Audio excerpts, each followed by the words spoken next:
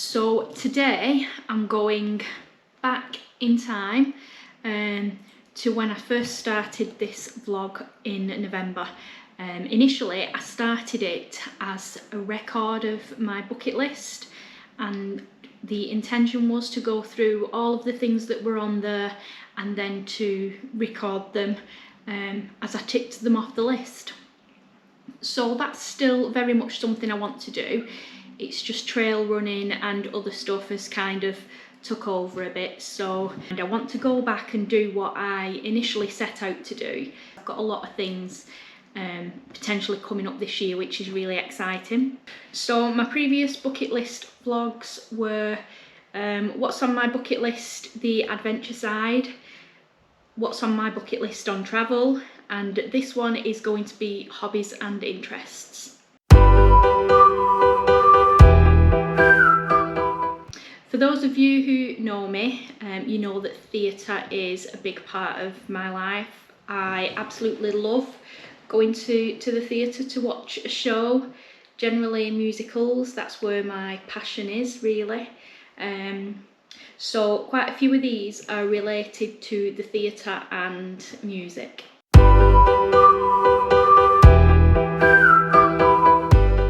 So something I wanted to do quite a few years ago was watch Wicked.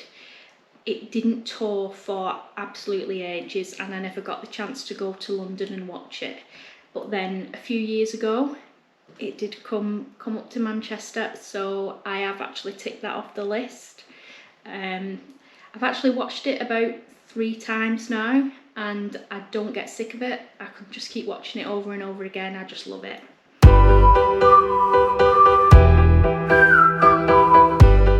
Another thing which is relating to theatre is to watch a show in the West End. My auntie and my nan used to go to London every year to watch a show, and they were going to take me one year and I wasn't allowed to go. I did touch on that in one of the previous vlogs. The year before last I managed to go to London. I had a few days away and I watched a show. So the show that I watched when I went to London was Only Fools and Horses, and it wasn't really a show that I would have said I really want to watch this. Yeah, I just took the opportunity to watch something different because it was unlikely to be touring anytime soon. So I thought, yeah, why not? And I did really enjoy it. It was really good. But I would definitely love to go back and watch more shows in London. I don't know what it is, it's just a different atmosphere down there.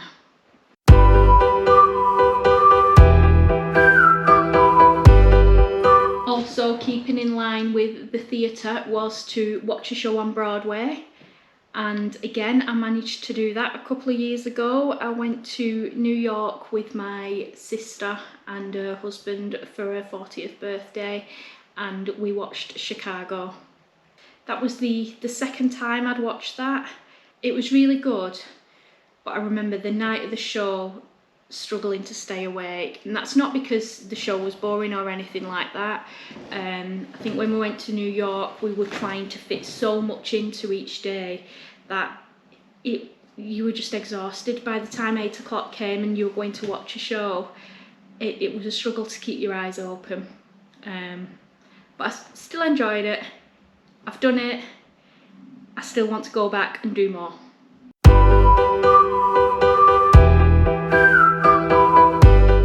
Something else that I really wanted to do was to play the lead role in a musical.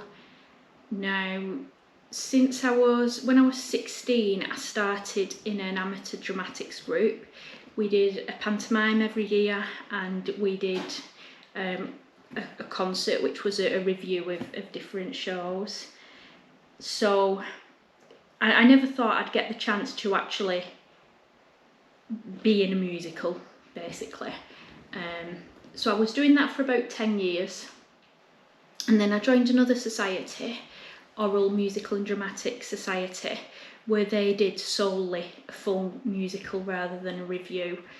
I think I was there for a couple of years before I actually auditioned for a part.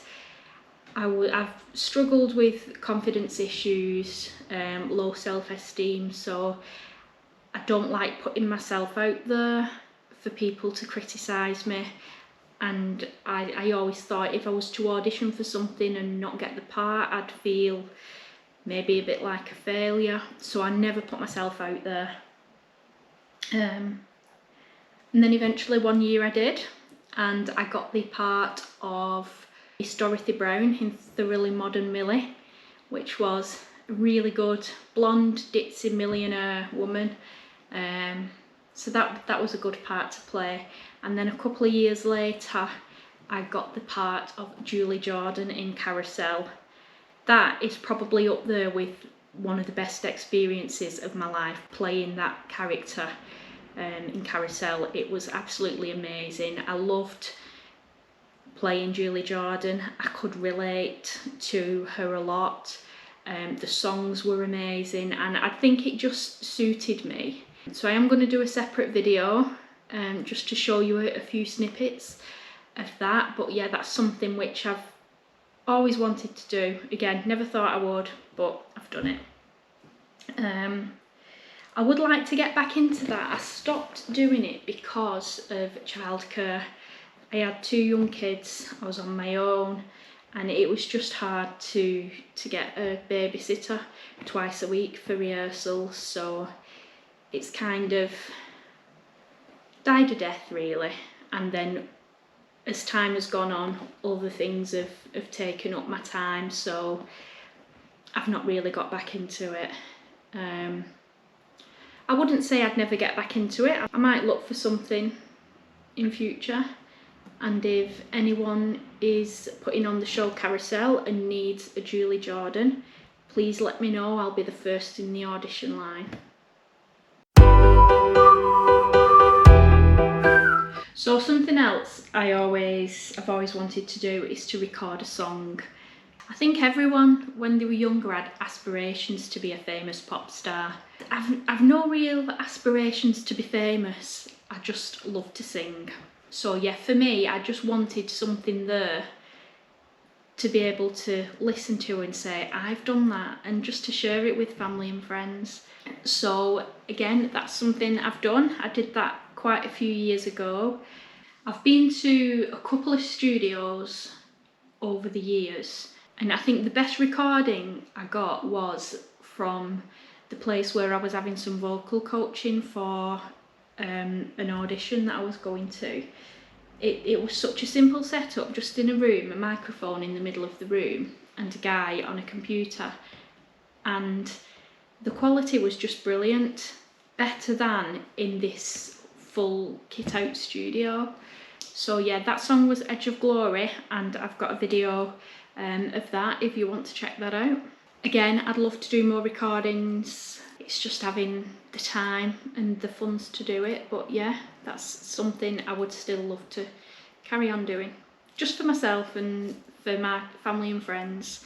I've no aspirations to be a famous pop star, but you know, do things that make you happy, and singing makes me happy.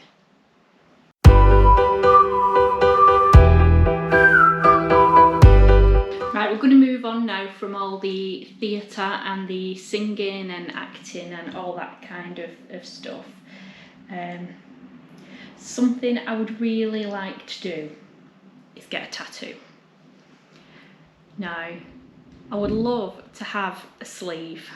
Certain members of my family have told me that they will disown me if I get a sleeve tattoo, so I'm not quite sure how that's going to work. It's not the top of my list of priorities, but it's something I would like, and it would have to be relevant to something that I've achieved, or something relevant to the kids.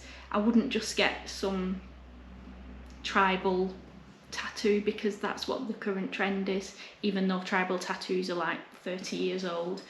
But yeah, it would have to be something that was relevant to me. So yeah, I don't know, I've got a lot of thinking to do on that one. When I was updating my bucket list at the end of 2020, I put a post on Facebook asking my friends what sort of things could I add on to my bucket list, particularly because with COVID, a lot of the things that I had planned, I couldn't do, like going up to the lakes, walking all the way in rides, doing all the long distance paths. So I needed something different that I could potentially do whilst we're in lockdown and whilst we've got all these restrictions. One of my friends said, why don't you start a vlog? And I was like, no, I can't do that. I can't sit and talk to a camera. I'm not comfortable with watching myself back in the slightest. But here I am. So for me, that's quite a big one, because it's something which it takes me way out of my comfort zone. It's made me so much more confident, and I can see, if I watch some of my very first videos, I mean, I'm only about three months in, and I can just see the difference in the videos from when I first started to now. And I'm actually quite excited for all the things I want to do, all the adventures I want to have, and sharing them with other people, and hopefully inspiring other people to go out and do it. So yeah, I'm actually loving it, and I'm really thankful to Vicky for suggesting that and for kind of encouraging me, really, because if she hadn't, I wouldn't have done it, and I wouldn't be enjoying it as much as I am. So thank you, Vicky.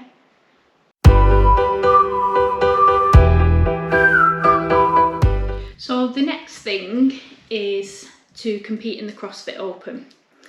So I've only been doing CrossFit for just over a year.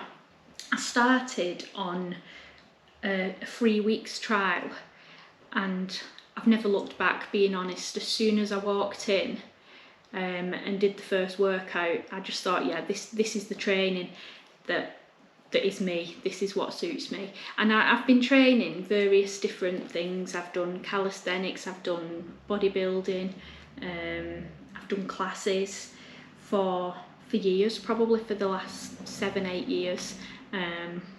But I do feel like in CrossFit, that's it now. I've found my little place, because it's a bit of everything. It encompasses everything that I've done. I just need to learn to take a rest day. That's the hardest part about CrossFit and training, having rest days, because you don't want to miss anything. My first week was the week the CrossFit Open started in 2019. So I went to the classes Monday to Thursday, no problem. I walked in on the Friday when it was the first open workout, and I'll be honest, I felt so overwhelmed by it, because it was just a completely different buzz. When I say overwhelmed, I don't mean in a bad way, but you had people, there were fewer people working at once. You had people stood around cheering them on, because obviously the time to get the scores for the Open, and it was quite overwhelming. So I did the first workout of the Open, and then I didn't go back on any of the other Fridays. So yeah, that's a big regret for me, because I'd have had that benchmark of where I was at the time starting, because I'd literally only just started, and after a year of training, it would have been good to see if I've improved. Big regret, but not to worry, because the CrossFit Open starts again in March, so in about 6 weeks' time. It is going to be very different this time around, because we're in lockdown. It's unlikely that we're going to be back in the gyms, so all the workouts will be at home. It will more than likely be body weight for me, because I won't have all the equipment. At least I just get to see where I'm at, and I'm always better. My motivation for training at the minute is quite low, because I'm at home, I'm out of the gym environment. I've got the kids around me, I'm working from home, I've got so much going on, it is just hard.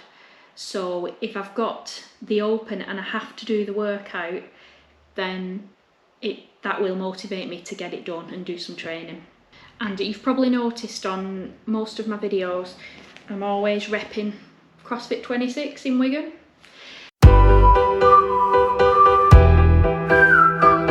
So this is a new one to the list within the last couple of weeks.